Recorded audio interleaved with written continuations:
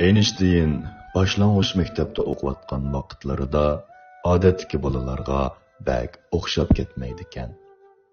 Hamisha muallimdan to'xtamay savol so'raydi ekan. Uning so'ragan ba'zi savollari bakmo g'alati bo'lib, hatto muallimlarimo uningga javob bera olmaydi ekan.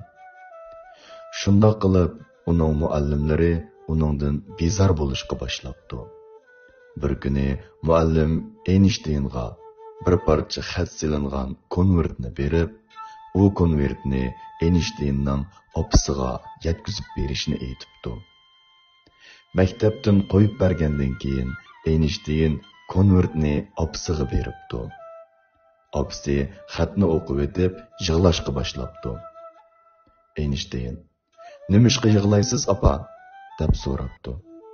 Opasi: "O'g'lim, mualliming xitida seni bak maqtabdi. Seni Einstein bir talant egisi ekan. Bizning bu maktab Einsteinga kichik bo'lib qopti. Einstein buningdanmi yaxshi maktabda o'qishga tegishli edi" deb yozibdi.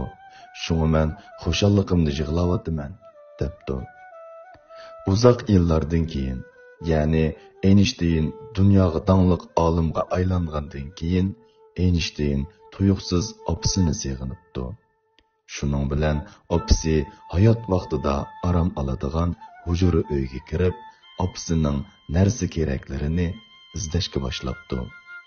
Va narsa keraklari orasidan ayni chog'da Einsteinning muallimi opasiga yozgan xatni uchirtib qopti. Einstein xatni o'qib yig'lab ketibdi. Chunki bu xatning mazmuni ayni chog'da opasi uningga o'qib bergan bilan qat'iy o'xshamaydi ekan.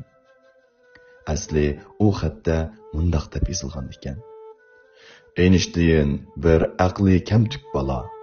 Bu bolani maktabda o'qitganlik, maktab muhiti va o'qitish xarajatini bekordan ahamiyatsizla isrof qilganlik. Shunga bu bolani o'zinglar tarbiyalanglar" deb yozilgan ekan.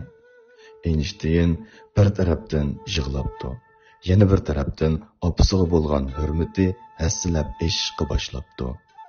Shuning bilan u kundalik xotirasiga mundaq deb yozibdi: "Einstein bir aqli kamtuk bola. Biroq Einsteinning opasi uni bir dunyoviy talant egasi qilib tarbiyalab chiqdi."